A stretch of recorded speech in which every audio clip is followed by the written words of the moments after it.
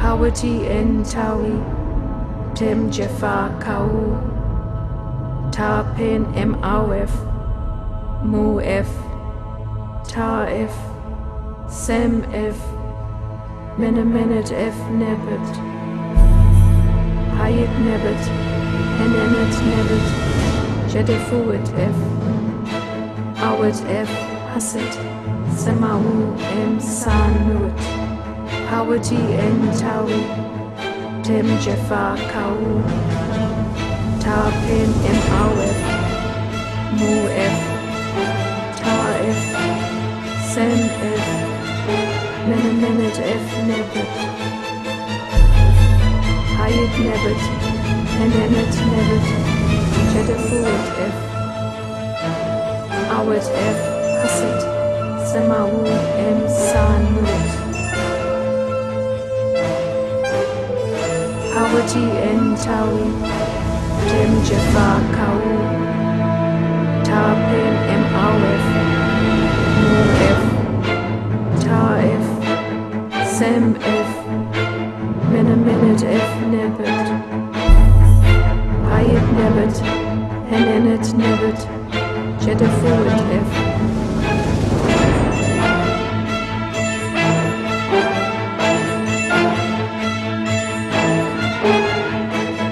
Awet F, Haset, Semawu M San Nuit,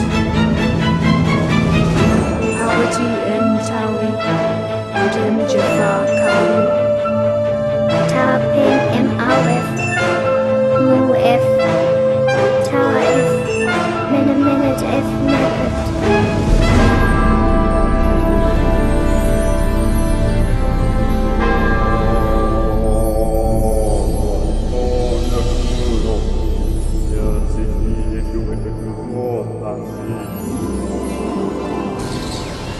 My life is my own.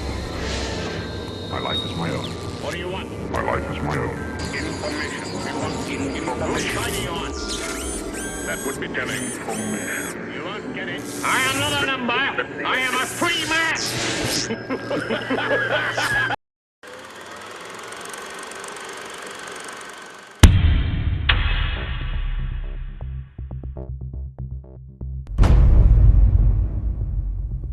There are creatures living in outer space.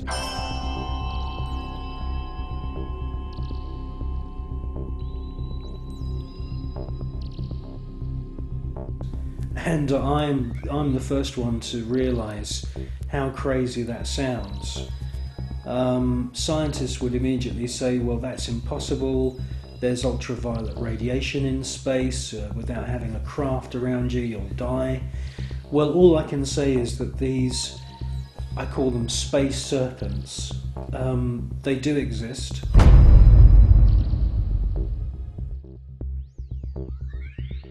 They've been filmed by Story Musgrave, who's a senior space shuttle commander. He's been with NASA for 30 years. He's seen one of these space serpents on 2 occasions. He's filmed it on 1 occasion.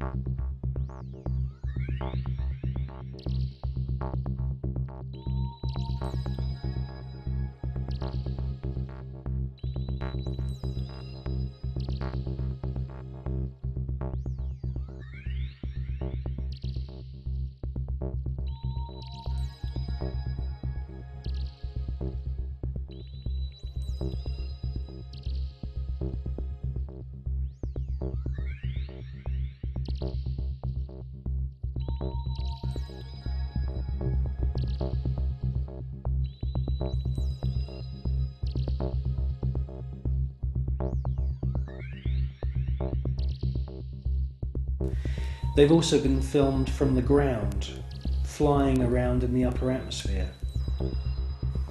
Now, quite frankly, we don't know anything about the life cycle of these creatures, but they do fit in with the descriptions of other kinds of critters, other strange looking creatures that astronauts from the very early days of NASA have reported.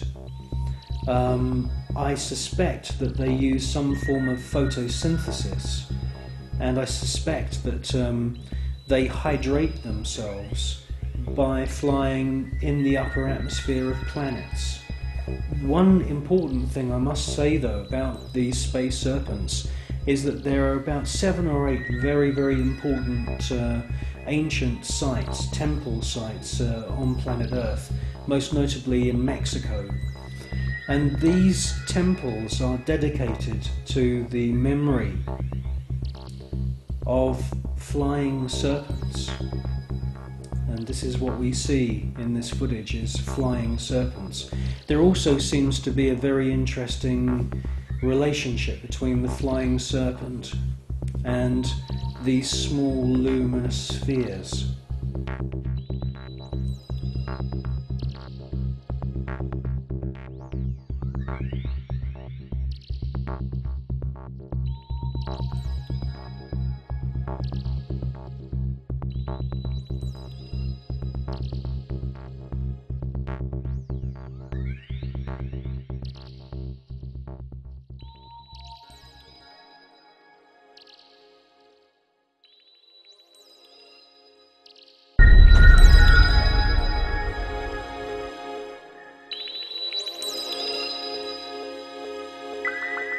Control Houston, we are using the payload bay cameras right now to hopefully catch a glimpse of the Russian space station Mir as it performs an on-orbit burn.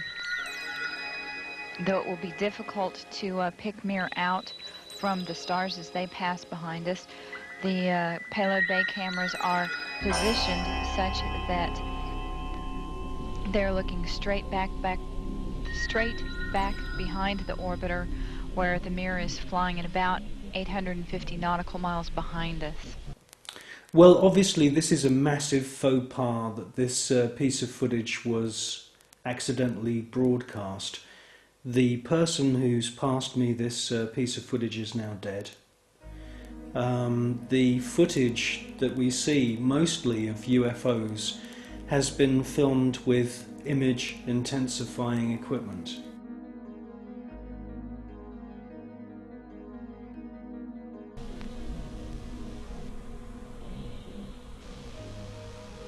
No joy from here, sorry. Hope it was a good one though for our friends. Thank you, sir. We could not see it here either. We'll wait 2 or 3 more minutes till sunrise, and then at that time give you a go for KU stow. We're at a mission elapsed time of 7 days, 13 hours, and 17 minutes. This is Mission Control Houston.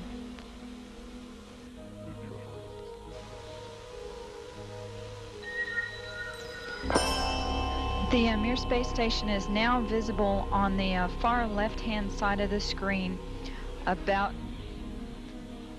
an inch from the bottom of this particular picture.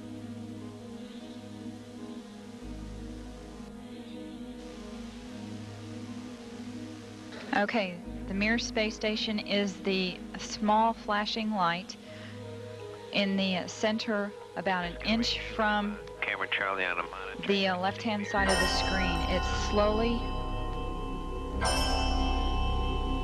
Tally ho on the camera.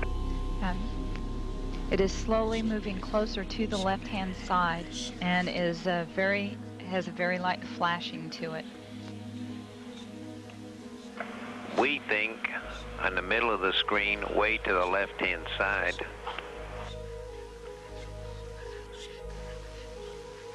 We think you can see a flashing light just a little bit to the left of the center of the screen, very faint.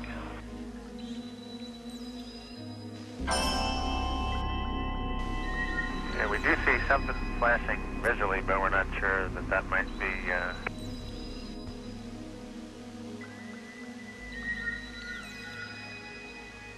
This is Mission Control Houston. Once again, we believe we were just able to spot the Mir spacecraft as it flies about 850 nautical miles behind us.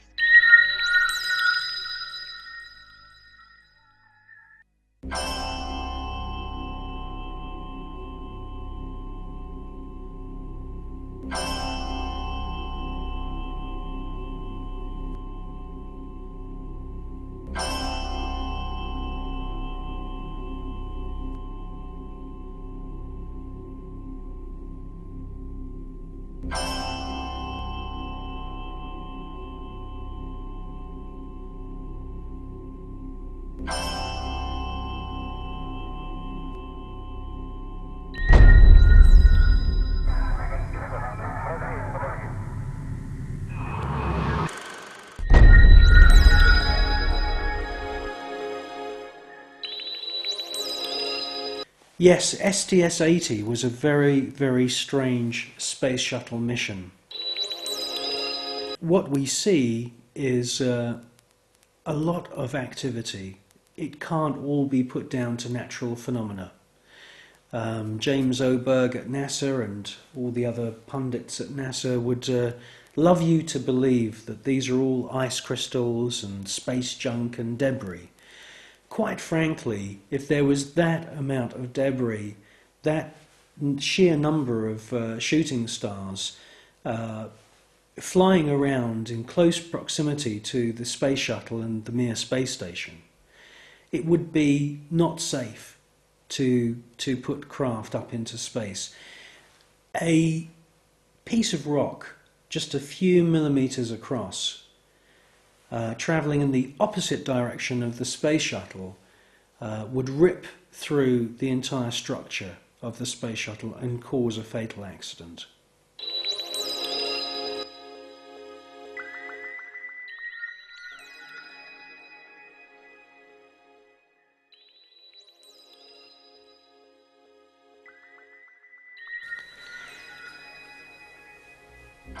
Well, people always say to me, you know, if there's extraterrestrials and if there's UFOs, why don't they make themselves known to us publicly? Well, I think with the space shuttle mission STS-80, that's exactly what they did do. You see objects which are out of focus, or they are transparent in some kind of way. And the first one comes from behind the space shuttle, comes into the field of view, and they make their way to the upper atmosphere. That's at least what it looks like. It's joined by many others, and you get a kind of rough circular formation appearing. And then you get the piece de resistance, the last orb comes into the center of this formation, and as soon as it finds its position, it lights up. And then you can see a sort of dance of lights around this formation. Now, this suggests to me incredible intelligence. It suggests to me that they are saying, look at us, look how clever we are. And it's an astounding piece of footage.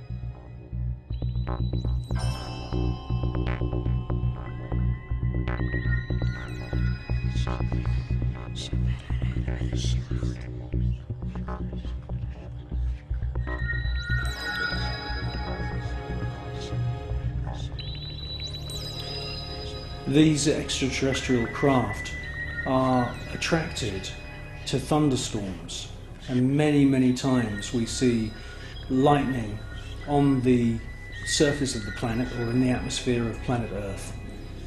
And as soon as these electric storms start, the UFOs swarm into the area. It's almost as if they're harvesting the electromagnetic energy within the atmosphere.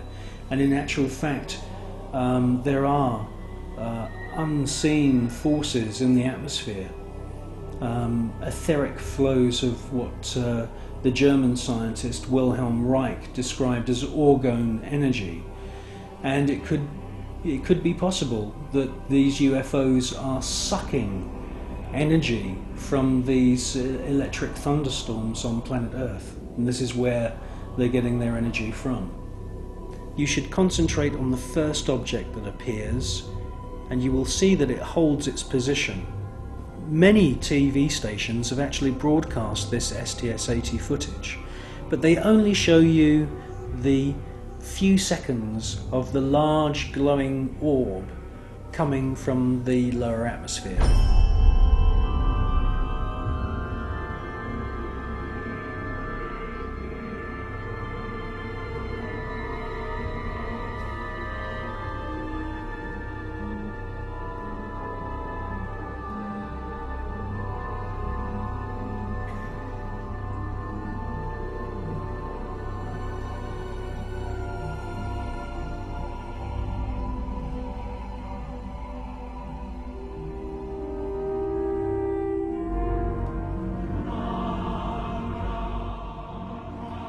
The cameraman who's operating the space shuttle camera is fully aware that the first object has held its position, and after the large orb has ascended from the lower atmosphere and the shuttle is moving away from the scene,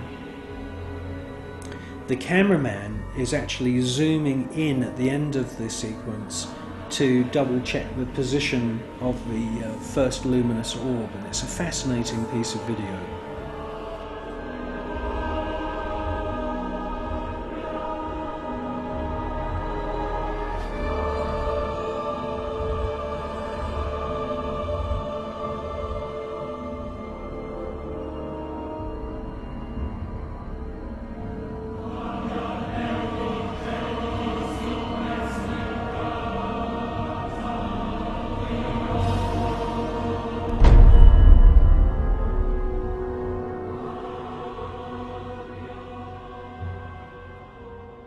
A few years ago there was an astounding book published.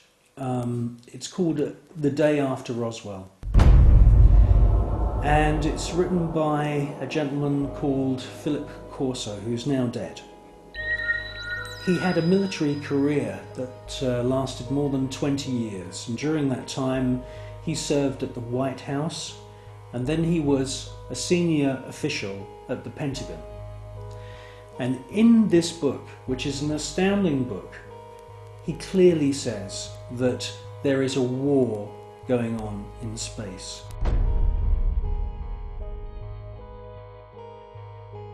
In other words, NASA and the American military have designed weapons. He says in his book that some of the weapons are based on patents of the genius inventor Nikola Tesla.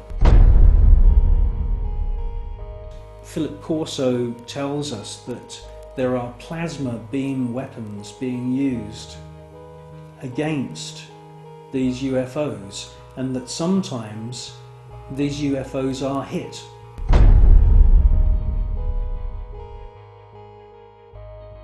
A special team then travel out to wherever it is in the world and collect the wreckage. Now, from the wreckage they back engineer any useful technology. In his book he clearly states that microchips, semiconductors, fiber optics, lasers, many other new metal alloys have all been back engineered from wreckage which they've collected from UFOs which have been shot down by the American government.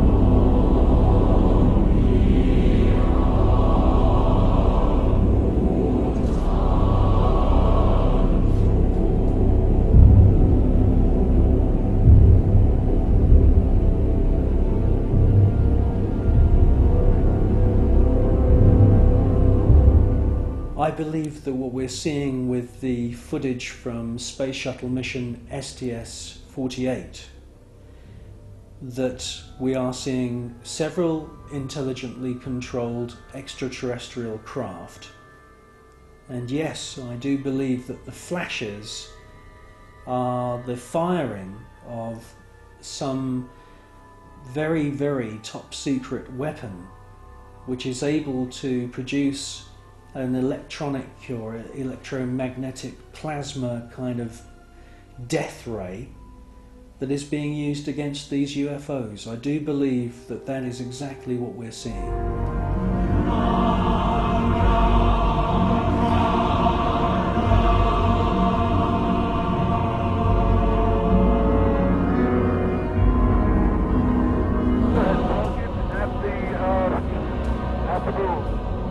The tether has broken. It is going away from us. Get it on the TV. TV. Tether has broken. Copy. Space Shuttle mission STS-75, the tether incident. A lot has been said about this incident. Personally, I feel that most of the objects that you see are actual individual parts of the tether, just floating around in space, and that they're out of focus. It's a fascinating piece of footage, and I wouldn't be surprised if there weren't, quite a few UFOs coming into the scene to check out our technology, just as the same as they've done many times before. The crew can see the tether and see the satellite. It's beautiful.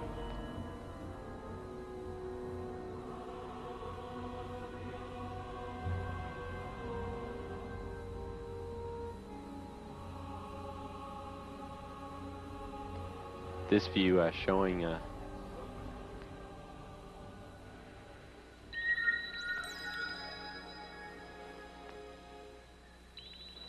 the satellite. Again, just moving into sunrise. 81 nautical miles now from Columbia.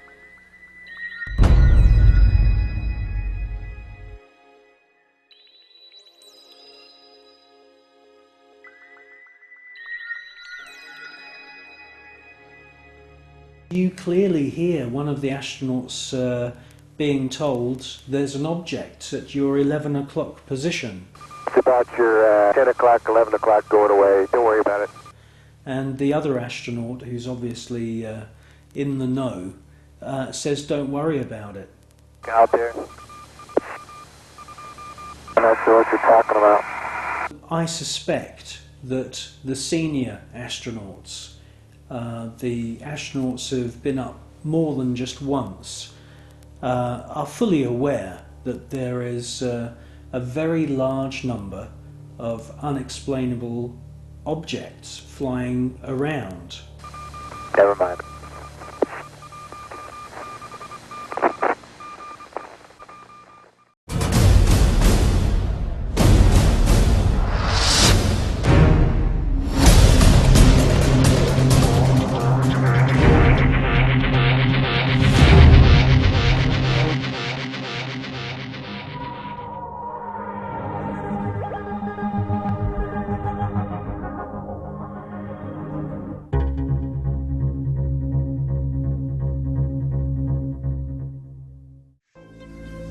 Thousands of years ago, astrology and astronomy were one holistic science.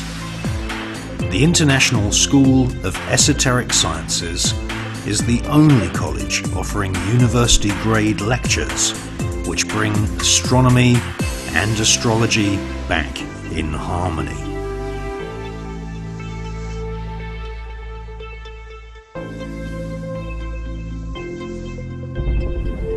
We will send you a free iBook about astrology in the ancient world and details of our expeditions to Greece, Mexico, Egypt, and many other ancient sites.